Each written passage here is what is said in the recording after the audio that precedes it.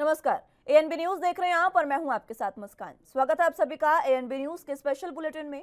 महाराष्ट्र में सियासी राजनीतिक संकट के बीच जहां शिवसेना विधायक बागी हो गए हैं, तो वहीं सीएम उद्धव ठाकरे ने बीती रात सरकारी आवास वर्षा को खाली कर दिया था।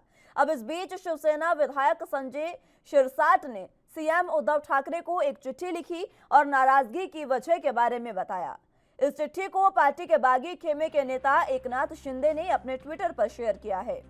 औरंगाबाद वेस्ट से शिवसेना विधायक संजय शिरसाट ने चिट्ठी में लिखा कि पूरे देश ने विधानसभा परिषद का नतीजा देखा। आज तक हमें आपके दफ्तर में जाने का सौभाग्य नहीं मिला है। हमारी कभी सुनवाई नहीं हुई। वर्षा बंगले के बाहर बैठने के बाद कई बार निराश होकर लौटना पड़ा।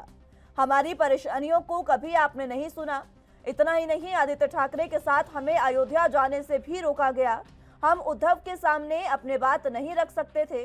संजय शिरसाट ने चिट्ठी में आरोप लगाया कि हमें रामलला के दर्शन नहीं करने दिए गए। हमें मुख्यमंत्री के बंगले वर्षा में प्रवेश नहीं मिलता था। कांग्रेस एनसीपी के लोग आराम से जाकर मिल लेते थे। पूरे देश ने विधानसभा परिषद का नतीजा देखा है। विधानसभा क्षेत्र के लोग हमसे पूछते थे, आप काम कैसे कर रहे हैं? उद्धव से मिल पाते हैं क्या? बाला साहेब और दीघे के विचार एकनाथ शिंदे के साथ, इसलिए हमने उनका साथ दिया। वहीं दूसरी ओर बागी नेता एकनाथ शिंदे के साथ गुवाहाटी में इस समय शिवसेना के 42 विधायक और निर्दलीय 3 विधायक मौजूद हैं, जिन्होंने अपनी एक ग्रुप फोटो भी जारी की है। और इस वीडियो में आप देख सकते हैं तमाम जो विधायक हैं वो यहां पर बाला साहेब की विजय हो के नारे लगाते नजर आ रहे हैं और कहते नजर आ रहे हैं कि एकनाथ शिंदे आप आगे बढ़िए, हम आपके साथ हैं।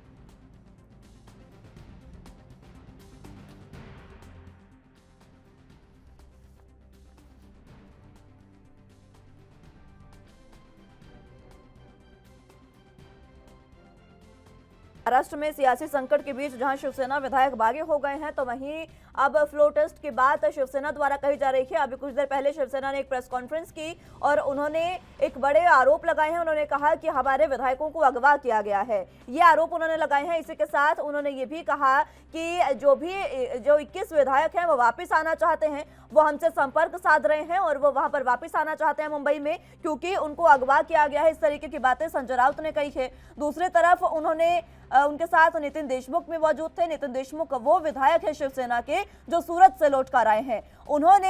सूरत में उन्होंने ये आरोप लगाए थे कि वहां पर उनके पीछे लगभग 200 पुलिसकर्मी थे। अब उन्होंने भी एक बयान दिया है। उन्होंने एक बयान दिया जिसमें उन्होंने कहा कि सरकार के खिलाफ बीजेपी की यह साजिश है और कई बार सरकार गिराने की कोशिश हुई है।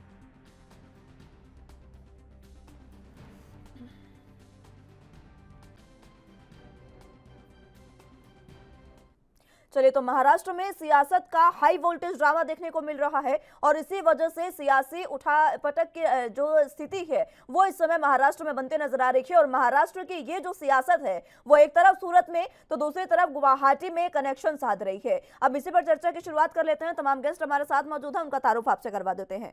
खेमचंद शर्मा जी प्रवक्ता बीजेपी से हमारे साथ मौजूद हैं और सीके ठाकुर जी नेता कांग्रेस से हमारे साथ मौजूद हैं। आप सभी का बहुत स्वागत है एएनबी न्यूज पर।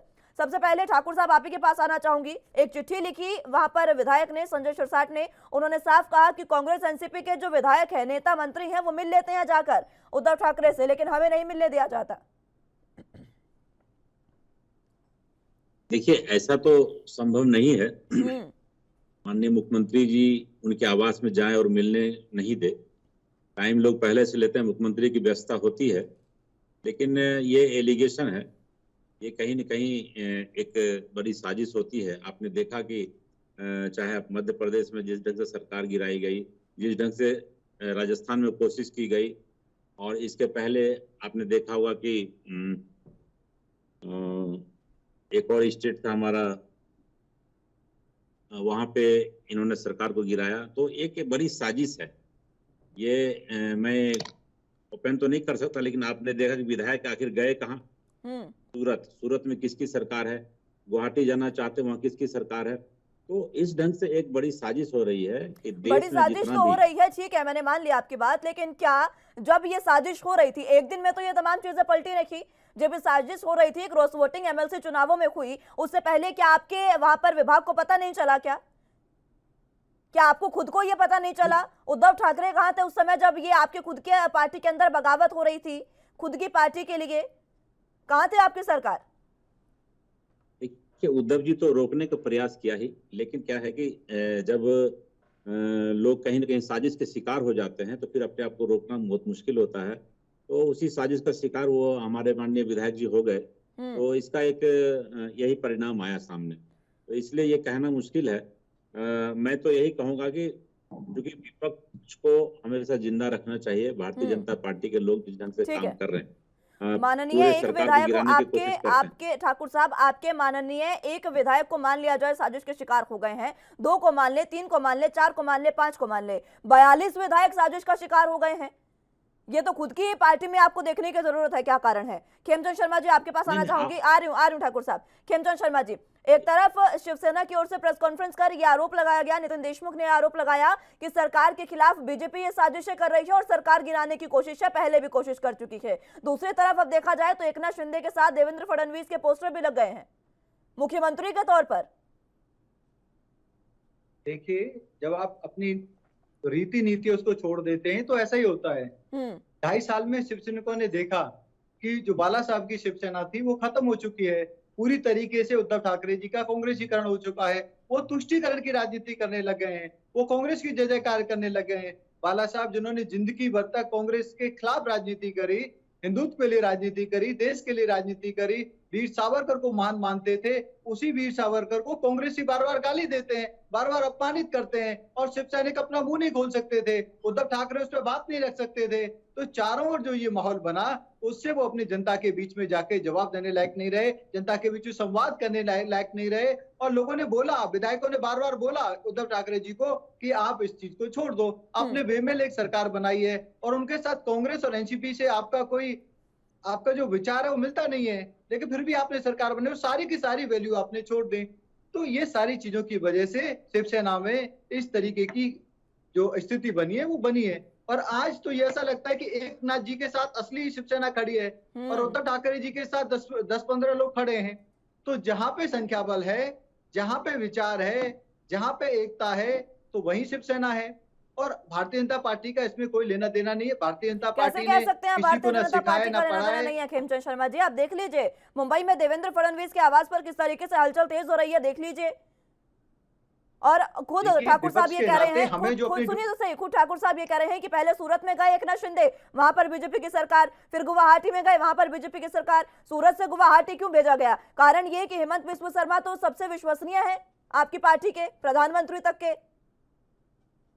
इसमें दो चीजें हैं, एक कि भारतीय जनता पार्टी का कोई लेना देना नहीं। भारतीय जनता पार्टी है जब विपक्ष, भारतीय जनता पार्टी क्योंकि भारतीय जनता पार्टी को मैंडेट मिला, सबसे बड़ी पार्टी है, हम अपनी संवैधानिक ड्यूटी अपनाएंगे। और जो महाराष्ट्र में हो रहा है उसके लिए हम आंख बंद करके तो बैठ नहीं सकते। तो हमारे यहाँ पे भी विचार मंथन हो रहा है, लेकिन भारतीय जनता पार्टी का सीधा सीधा कोई लेना देना नहीं। ये शिवसेना का इंटरनल मामला है। शिवसेना में जो रीति नीति है उसके खिलाफ वहां पे उपद्रव हुआ है, क्योंकि उद्धव ठाकरे जी ने पूरी तरीके से अपने आप को उन्होंने कांग्रेसीकरण कर लिया और उसकी वजह से जो शिव सैनिक है वहां पे दबे महसूस कर रहे थे, घुटे महसूस कर रहे थे और उन्होंने इसीलिए खिलाफत की है। और आज आप एकनाथ जी के साथ देखेंगे कि रियल शिवसेना खड़ी दिखाई देती है और सबसे बड़ा वो दल बीजेपी दिखाई के देता साथ है है, ना, इसलिए सबसे रियल ज्यादा शिवसेना नंबर आपको दिखाई दिख देते रही है हैं। वहां पर। वरना अभी तक जब वो शिवसेना में थे, जब वो उद्धव ठाकरे के साथ थे, तब एक बार भी एकनाथ शिंदे का नाम नहीं आया कि वो रियल शिवसेना है। ठीक है ठाकुर जी, आखिर क्या हो रहा है महाविकास अघाड़ी देखिए, जब सरकार कोई में? अपने आ रही विचारों हूँ को खेमचंद एक्सप्रेस शर्मा जी, करेगा तो फिर उस चीजें ठीक बाहर आती हैं। ठीक, आ रही हूँ।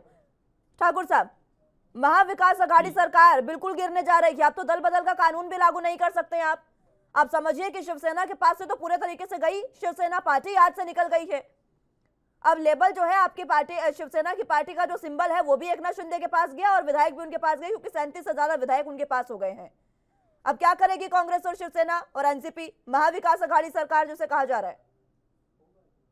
जी जी, वही तो मैं कह रहा हूँ कि महाविकास अघाड़ी जो है अब अभी देख रही है। अब तो चूंकि उद्धव ठाकरे जी सीएम हाउस छोड़ भी चुके हैं, तो ये देखिए पूरी तरह से जो है ना एक साजिश है। जिस ढंग से मध्य प्रदेश में हुआ था, सिंधिया साहब पार्टी तोड़ करके लेके चले गए थे उतने लोगों को, तो मैं कह रहा हूँ तो कि इस एकनाथ तरह की शिंदे भी साजिश सिंधिया भारतीय साबित हो रहे जनता हैं पार्टी। आपके लिए, जरा ध्यान दे लीजिए इस पर। जी, एकनाथ शिंदे भी आपके लिए सिंधिया साबित होने जा रहे हैं, जरा ध्यान दे लीजिए इस पर। नहीं वो तो हो ही रहे, वो दिख भी रहा है। तो ये देखिए, ये बहुत बड़ा हॉर्स ट्रेडिंग है इस देश के लिए, जहां एक और ये ईडी और सीबीआई का प्रयोग करते हैं। इस ढंग से इस हॉर्स ट्रेडिंग को कैसे रोका जाए, कैसे इस देश में न्याय होगा। अभी खेमचंद साहब कह रहे थे कि तुष्टीकरण की राजनीति करने लगे। ऐसा नहीं है। अब आप किसी यदि दूसरे समाज के लिए बोलेंगे, दूसरे धर्म के लिए बोलेंगे, तो तुष्टीकरण की राजनीति हो गई। तो अब यहाँ पर चूंकि हम बहुत ज्यादा नहीं करना चाहते हिंदू और मुस्लिम की बात जो लोग करने लगते हैं, लेकिन ये तुष्टीकरण नहीं है। राजनीति में जब आप मुख्यमंत्री हैं, आप प्रधानमंत्री हैं, तो आप सबके प्रधानमंत्री हैं, सबके मुख्यमंत्री हैं, तो आप आपको सबको प्रधानमंत्री देखना पर पड़ेगा। कहां से जा रहे हैं, मुझे ये नहीं समझ आती, आप बात को घुमाते क्यों है बार बार? नहीं, राजनीति की बात मैंने कहा कि जब मुख्यमंत्री हैं तो वहां पे कोई तुष्टीकरण नहीं है। सभी धर्म, सभी जाति, सभी को देखने की जरूरत है। तो उसी फिर ढंग से उस विधायक देश में भी आपके वही क्यों होता ये है। आरोप लगा रहे हैं कि आदित्य ठाकरे के साथ नहीं जाने दिया गया विधायकों को रामलला के दर्शन के लिए? नहीं, जाने के लिए कौन खुला कैसे पत्र लिखा रोकेंगे है, आदित्य खुला ठाकरे? पत्र आप देख लीजिए, अभी आप खोल के देखिए ट्विटर हैंडल एकनाथ शिंदे का, पूरा पत्र छापा है जी, उन्होंने जी, वहां पर। मैं देखा हूं, लेकिन इसमें सच्चाई नहीं है। अब हम कुछ लिख दें, कुछ आरोप लगा दें, तो ऐसा नहीं होता है। लेकिन ये तो सब कुछ दिख रहा है, आरोपों पर जनता के भी सब स्पष्टीकरण भी कुछ तो दिख होता रहा है। है। जी, आरोपों पर स्पष्टीकरण भी तो होता है, कोई स्पष्टीकरण तो दें जिससे लगे कि वाकई ये आरोप सिर्फ आरोप है। नहीं, वो तो आएगा। अब तो जब ट्विटर पे उन्होंने लिखा है तो फिर उसका भी काट आएगा ही, ऐसा नहीं है। संजय रावत जी बोल ही रहे हैं, ऐसा नहीं है। लेकिन जिस ढंग से देश में ये इस ढंग का काम कर रहे हैं, भारतीय जनता पार्टी के द्वारा जो हो रही है, इंटरनली साजिश हो रही है, इसको ये नहीं होना चाहिए। मुस्कान जी, संजय राउत, उद्धव ठाकरे और शरद पवार खुद, आप ये समझ लीजिए कि जैसे अमित शाह को राजनीति का चाणक्य कहा जाता है बीजेपी के लिए, वो भी आपकी महाविकास अघाड़ी सरकार के लिए राजनीति का चाणक्य हैं। लेकिन क्यों कुछ नहीं कर पा रहे, कहां गई चाणक्य नीति उनकी? देखिए, ये समय पर निर्भर करता है। आज मुख्यमंत्री उद्धव ठाकरे जी तो कह रहे हैं एकनाथ शिंदे को, आप आइए, पूरी शिवसेना यदि आपके साथ है तो आप मुख्यमंत्री बनिए। उनको तो शिवसेना में स्वागत ही कर रहे हैं। मुख्यमंत्री बदल जाएंगे, कोई दिक्कत नहीं है। उन्होंने कहा कि आप आइए, लेकिन अब उनके मन में क्या है, किस भाव से वो गए हैं। उनके मन में तो ये है कि वो बीजेपी के साथ सरकार बनाएंगे, बीजेपी के साथ गठबंधन करके बनाई जाए सरकार महाराष्ट्र में। कांग्रेस क्या करेगी? कांग्रेस विपक्ष में बैठेगी, कांग्रेस विपक्ष में बैठेगी, उसमें क्या यानी कि दिक्कत है? कांग्रेस सरकार में वो नहीं है आपको अभी भी कोई, आप ये समझिए कि कोई खेद नहीं है आपको इस बात पे, एक और राज्य चला गया आपके हाथ से। देखिए, राज्य चला गया, फिर राज्य आएगा भी। अभी मैंने क्या कहा कि साजिश के जब शिकार होते हैं तो फिर लोग उसको उठ करके आते हैं, फिर आएगा, कोई दिक्कत नहीं है। समय का इंतजार है, आ जाएगा फिर से। ठीक है, समय का बैठकर हाथों पे हाथ रखे समय का इंतजार कर रहे हैं ठाकुर साहब तो खेमचंद शर्मा जी। देखिए, इसके अलावा इनके पास कोई ऑफर भी नहीं है। चौथे नंबर की पार्टी कांग्रेस होती है और बेमेल गठबंधन बना के सत्ता में आ जाते हैं और सत्ता की मलाई चाटने का काम करते हैं। और कांग्रेस जिसके साथ भी चली जाती है उसका नाश कर देती है। तो कांग्रेस शिवसेना के साथ गई, शिवसेना का भी उन्होंने नाश कर दिया। शिवसेना की रीति नीति पूरी खत्म कर दी, शिवसेना की सोच खत्म कर दी, बाला साहब की सोच खत्म कर दी, बाला साहब की वैल्यूज खत्म कर दी। उसी की वजह से जो शिव सैनिक थे पूर्ण रूप से वो फिचित महसूस कर रहे थे, घुटन महसूस कर रहे थे। इसलिए उन्होंने अभी जो अलगाव किया है, और उन्होंने जो बात क्या रखी है कि हम कांग्रेस और एनसीपी के साथ सत्ता में नहीं रहना चाहते, आप भारतीय जनता पार्टी के साथ जाओ, आप वहां पे सत्ता में जाओ जहां पे हमारा नेचुरल अलायंस है, जहां पे हमारी रीति नीति मैच खाती है, जहां पे हिंदुत्व की राजनीति मैच खाती है, जहां पे देश की राजनीति मैच खाती है। शिवसैनिक कैसे सुने? बाला साहब ठाकरे जिन लोगों को अपना आइडल मानते थे, जिनको पूजनीय मानते थे, ऐसे लोगों का कांग्रेस लगातार अपमान करती है और शिव सैनिकों को चुप रहना पड़ता है। तो ये जो इतना बड़ा अपमान है, जमीन पे जब वो एमएलए जाते थे तो उनको बड़ा एम्बारसिंग फील होता था, लोगों के बीच में बेइज्जती फील होती थी। सावरकर पे बार बार कांग्रेसी लोग कमेंट करते हैं, और अभी आपने देखा किस तरीके से कांग्रेस ने एक ऐसे व्यक्ति को राज्यसभा में पहुंचाया कि जो लगातार एंटी हिंदू माइंडसेट रखता है, एंटी हिंदू बातें करता है, कमेंट करता है, क्रियाकलाप करता है। तो इन सभी चीजों से जो शिव सैनिकों का धैर्य है वो टूटा, और उन्होंने अलग से जो रियल शिवसेना है, शिवसेना की रीति नीति को बचाने के लिए एक उन्होंने अलग गठन बनाने का काम किया। और अभी जो एकनाथ शिंदे जी हैं उनको ज्यादा से ज्यादा समर्थन मिल रहा है। एकनाथ शिंदे ये कह रहे हैं कि बीजेपी के साथ गठबंधन करके आप महाराष्ट्र में सरकार बनाइए शिवसेना। अभी तक जो शिवसेना थी, उद्धव ठाकरे जो हैं, उन पर बीजेपी लगातार कटाक्ष करती रही है कि वो काम नहीं कर रहे हैं, वो राजनीति में नहीं सक्रिय हैं, अलग अलग तरीके के कटाक्ष किए गए हैं। तो अब क्या जो ये एक दावा उठा है कि आपके साथ मिलकर गठबंधन में सरकार बनाई जाए, तो अब अभी तक तो वो काम नहीं कर रहे थे, अब आप उनके साथ सरकार भी बना लेंगे? एक सरकार हम बनाएंगे। हमारे पास 106 अपने विधायक हैं और 6-7 लोग हमारे पास इंडिपेंडेंट हैं। तो 110 विधायक तो हमारे हैं। तो अब वो जो छोटा पार्टनर होंगे तो डिसीजन हमारे हाथ में होगा। अगर डिसीजन हमारे हाथ में होगा तो हम तेजी से विकास कर पाएंगे। हम जो महाराष्ट्र के काम 2.5 साल से रुके हुए हैं वो कर पाएंगे। यहाँ प्रॉब्लम ये थी कि उद्धव ठाकरे सीएम बनने के लिए उन्होंने पूरी तरीके से महाराष्ट्र को तिलांजलि दे रखी थी। सीएम बने रहे, बाकी मलाई एनसीपी खाती रहे, कांग्रेस खाती रहे। जो लूट हो रही है वो लूट होने दो। मंत्री जेल में पड़े हुए, उनको बर्खास्त नहीं कर पा रहे थे तुष्टीकरण की वजह से। ये सारी चीजें सिर्फ और सिर्फ सत्ता के लोभ की वजह से हो रही थी। अगर भारतीय जनता पार्टी के साथ आएंगे तो भारतीय जनता पार्टी की अपनी रीति नीति है। महाराष्ट्र के हित में काम होगा, महाराष्ट्र और देश के हित में काम होगा। और वो काम हमने पहले भी किया है। पहले भी हमने गठबंधन की राजनीति की है, पहले भी हमने शिवसेना के साथ काम किया है। और जब हमने काम किया है तो अच्छी सरकार भी चलाई है। ठाकुर साहब, हेमचंद पूरी जी, प्लानिंग आप करके कह रहे हैं बैठे कि हैं ये तो कांग्रेस को सत्ता से निकालने की। अब कांग्रेस क्या कर रही है? मैं वही कह रहा हूँ मुस्कान जी कि देखिए इनका लैंग्वेज देखिए कि मलाई खाने की। अरे मलाई क्यों खाएगा? हम लोग जनहित में काम करते हैं, जनहित में निर्णय लेते हैं। आप चाहते थे कि देवेंद्र फडणवीस जैसा आदमी केवल मुख्यमंत्री बने, उद्धव ठाकरे जी को बनना था मुख्यमंत्री बने और कल्याण किया, सभी लोगों का कल्याण किया। ये हिंदुस्तान है, हिंदुस्तान। अच्छा चलिए, महाविकास आघाड़ी सरकार के बड़े फैसले बता दीजिए आप महाराष्ट्र में। बड़े फैसले आप कह रहे हैं ना कि आपने जनहित में कार्य किया, सत्ता की मलाई नहीं खाई, तो बता दीजिए कौन कौन से आपने फैसले लिए ऐसे जिस पर लगे कि आपने वाकई जनहित में काम किया है। देखिए जितना भी काम है, जितना भी फैसले बताइए, आपके बड़े फैसले बताइए ठाकुर साहब। सरकार में आप, इतना तो पता होगा आपको महाविकास आघाड़ी सरकार ने क्या क्या किया है, कांग्रेस ने, एनसीपी ने, शिवसेना ने मिलकर कौन कौन से फैसले लिए। कोरोना काल की आप बहुत कांग्रेस को ये आदत है कोरोना काल पर हर बात लेकर जाने की। आज मैं पहुंच रही हूँ, कोरोना काल में बता दीजिए क्या किया आपने महाविकास आघाड़ी सरकार ने। कोरोना काल में देखिए उद्धव ठाकरे जितना काम किए, उस सरकार ने जितना काम किया, उतना देश के किसी हिस्से में मुझे लगता है कि जैसे ठीक है ना, जितना किया उतना किया, बताइए तो सही क्या किया।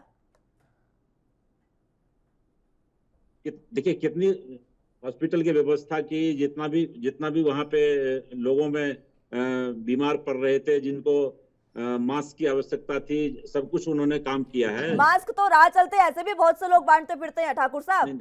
सरकार ने क्या किया है जनता के लिए, ये बताइए। सरकार की जितनी भी योजनाएं हैं, हैं कौन कौन सी, वही तो पूछ रही हूँ मैं आपसे। आवास योजना है, वृद्धावस्था पेंशन है, जितना भी सब कुछ है, सब में उन्होंने तन्मयता से काम किया है। आप ये आरोप लगा रहे थे भाई साहब की केवल दूसरे लोगों पे काम करने का काम, योजनाएं नहीं गिनवाई जा रही हैं आपसे, आपके पास ठाकुर साहब जवाब नहीं है। योजनाएं नहीं गिनवा पा रहे हैं आपके क्या क्या किया जनहित में। कह बहुत देती है कांग्रेस के हमने जनहित में ये किया, जनहित में वो किया है। एक योजना आप ऐसी नहीं गिनवा पाए हैं जो महाविकास आघाड़ी सरकार ने शुरू की हो। खेमचंद शर्मा जी, देखिए महाविकास आघाड़ी ने एक योजना शुरू करी, कमीशन करो, कमीशन खाओ, घूस खिलाओ और महाराष्ट्र को लूटो। उसको बहुत सक्सेस तरीके से इन्होंने इम्प्लीमेंट किया।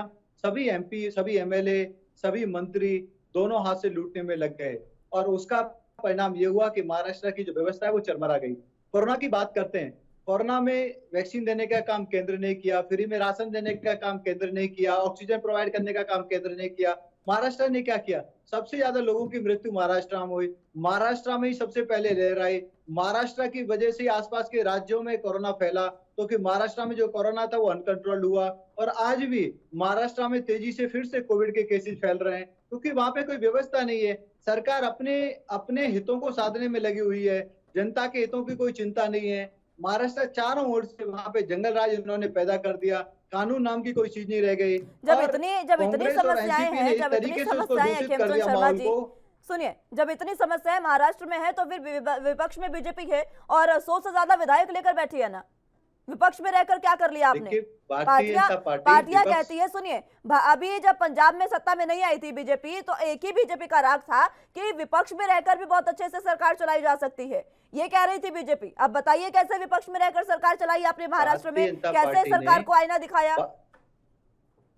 भारतीय जनता पार्टी ने लगातार जनहित के मुद्दों को महाराष्ट्र में उठाया, इनको मजबूर किया, लेकिन सत्ता में ये लोग हैं और जिम्मेदारी इनके पास है, पैसा इनके पास है, साधन इनके पास है और इन्होंने साधनों का मिसयूज किया। भारतीय जनता पार्टी ने स्ट्रॉन्ग विपक्ष के नाते लगातार महाराष्ट्र की जनता की आवाज उठाई और कई बार इनको झुकने पे मजबूर होना पड़ा, इनकी कुंभकर्ण की नींद को खोला। कहां चुके हैं जरा आप भी बता दीजिए, कौन कौन से फैसले थे जिसमें झुक गई आपके प्रदर्शन से? हमने इनको मजबूर किया कि जब ये फैसले बताइए ना, कहां मजबूर किया आपने? मैं तो तथ्यों के आधार पर बात करूंगी ना। मैं आपको वही बात बता रहा हूँ, जब ये कोरोना काल में हाथ पे हाथ रख के बैठे थे, तो इनको हमने मजबूर किया कि आप जो सरकारी संसाधन है उनका उपयोग करें और जो लॉ एंड ऑर्डर है उसको कंट्रोल करें। और जो कुछ एरियाओं में आप तुष्टिकरण की वजह से भीड़ को कंट्रोल नहीं कर रहे हैं, वहां पे आप कोविड के रूल और रेगुलेशंस को इम्प्लीमेंट नहीं करते, वहां पे उनको इन्फोर्स नहीं करते, इनको मजबूर होना पड़ा। जब इनको कि नहीं कि अब पार्टी ने पूरे महाराष्ट्र में और तुष्टिकरण की राजनीति की वजह से हम कुछ एरिया में, ठीक है खेमचंद शर्मा जी, अब ये समझ लीजिए कि महाविकास अघाड़ी के सरकार से तो हाथ गई। ठीक है, आप ये समझ लीजिए कि महाविकास अघाड़ी सरकार के हाथ से तो सरकार गई पूरे तरीके से। अब आप शिवसेना के साथ मिलकर सरकार बनाएंगे? देखिए, हमारे जो नेशनल लीडरशिप है वो इस पे विचार करेगी, हमारा पार्लियामेंट बोर्ड इस पे डिसाइड करेगा। हमारे यहाँ पे डेमोक्रेटिक पार्टी है, कोई व्यक्ति डिसीजन नहीं लेता और लीडरशिप उस पे डिसाइड करेगी कि हमें सरकार बनानी है, चुनाव में जाना है, क्या करना है क्या नहीं करना। अभी ये बहुत जल्दी है, व्यक्तियों ने तो डिसीजन ले लिया। आप देख लीजिए महाराष्ट्र, पूरे महाराष्ट्र में पूरा जो महाराष्ट्र है, मुंबई जो है वो पटा पड़ा है पूरे तरीके से पोस्टर से, मुख्यमंत्री देवेंद्र फडणवीस और उनके साथ एकनाथ शिंदे की फोटो। देखिए, पोस्टर से सरकार बनती हुई गिरती नहीं है, पोस्टर कोई भी लगा सकता है, कभी लगा सकता है। भारतीय जनता पार्टी में जो निर्णय है पार्लियामेंट बोर्ड लेता है, हमारी लीडरशिप इस पे लगातार नजर बनाए हुए है, आपस में विचार विमर्श चल रहा है और जो भी उचित निर्णय होगा, जो महाराष्ट्र के पक्ष में होगा, जो महाराष्ट्र की जनता के लाभ के लिए होगा, जो देश के लाभ के लिए होगा, उसको हम लेंगे और समय पे लेंगे। ठीक है, ठीक है ठाकुर साहब, सुन लीजिए ठाकुर साहब, ये जो आरोप लगाए हैं संजय राउत ने प्रेस कॉन्फ्रेंस करके कि हमारे जो विधायक है उनको अगवा किया गया है, 21 विधायक वापस आना चाहते हैं, ये आरोप कब तक करेंगे? जरा कुछ कर लीजिए ताकि ये जो सरकार है वो आपके हाथ से ना जाए, महाविकास अघाड़ी सरकार रहे, यहाँ पर शिवसेना, कांग्रेस, एनसीपी ये रहे सत्ता में। क्या कर रहे हैं आप? नहीं, लगातार देखिए, लगातार शिव सैनिक और कांग्रेस के लोग चाह रहे हैं कि वो जो 21 विधायक की बात कर रहे हैं कि अगवा किया गया वो वापस आ जाए, लेकिन उनको वहां पे आपने देखा होगा कि एक फोटोग्राफ्स भी आया था कि काफी पुलिस जो है उसको घेरे हुए उन लोग को आने नहीं दे रही है। तो वहाँ एक तरह से वही जो आपने कहा कि अगवा करके रखा गया है, तो इसमें अब वहाँ कांग्रेस की सरकार वहाँ क्या कर सकती है जाकर के, आप बताइए। और दूसरी बात, डैमेज कंट्रोल करिए ठाकुर साहब, मुझसे मत पूछिए क्या कर सकते हैं, डैमेज कंट्रोल करिए, कहीं मध्य प्रदेश जैसा हाल ना हो जाए आपका, ध्यान रखिए जरा। कमलनाथ को आप यहाँ पर बुला रहे हैं, आपके हाईकमान ने कमलनाथ को भेजा यहाँ पर, पूर्व सीएम को मुंबई में डैमेज कंट्रोल के लिए। अब देख लीजिए मध्य प्रदेश में वो अपनी सरकार नहीं चला पाए, नहीं बचा पाए वो अपनी सत्ता। देखिए, आदमी कहीं न कहीं तो प्रभारी बन के जाते हैं, वो तो मैनेज करेंगे ही, अपनी सरकार नहीं बचा पाए अलग बात है। जब मैंने क्या कहा कि जब से सरकार बनी, महाअघाड़ी की सरकार बनी थी, माननीय प्रधानमंत्री माननीय अमित शाह जी के माध्यम से पूरे सीबीआई, आपने देखा होगा पूरा सीबीआई का जो तांडव चला वहां पे, जो ईडी का तांडव चला, ये बार-बार सीबीआई, ईडी, ये बार-बार सरकारी जांच एजेंसियों पर आपको दुरुपयोग के आरोप लगाने की जरूरत नहीं है। ठीक है, आप देखिए, आप वहां जाइए, आप मुंबई में जाइए, महाराष्ट्र में जाइए, देखिए, डैमेज कंट्रोल करिए और बचाइए अपनी सरकार को। समय मेरे पास इतना ही है, समाप्त हो चुका है। बहुत बहुत शुक्रिया आप सभी का हमारे साथ जुड़ने के लिए और चर्चा हमारे साथ करने के लिए। लेकिन महाराष्ट्र में जो डैमेज कंट्रोल की स्थिति बनी हुई है, जो लगातार उठापटक चल रही है, उहापोह की स्थिति बनी हुई है, इसमें किस तरीके से राजनीति के चाणक्य शिवसेना, महाविकास अघाड़ी सरकार के लिए माने जाने वाले शरद पवार, संजय राउत और उद्धव ठाकरे आखिर किस तरीके से डैमेज कंट्रोल कर पाएंगे, ये देखने वाली बात होगी। और देखना यह भी अहम होगा कि आखिर अब महाराष्ट्र की सियासत किस मोड़ मुड़ती है। फिलहाल के लिए मेरे साथ बस इतना ही। तमाम अहम खबरों के लिए आप देखते रहे एनबी न्यूज। नमस्कार।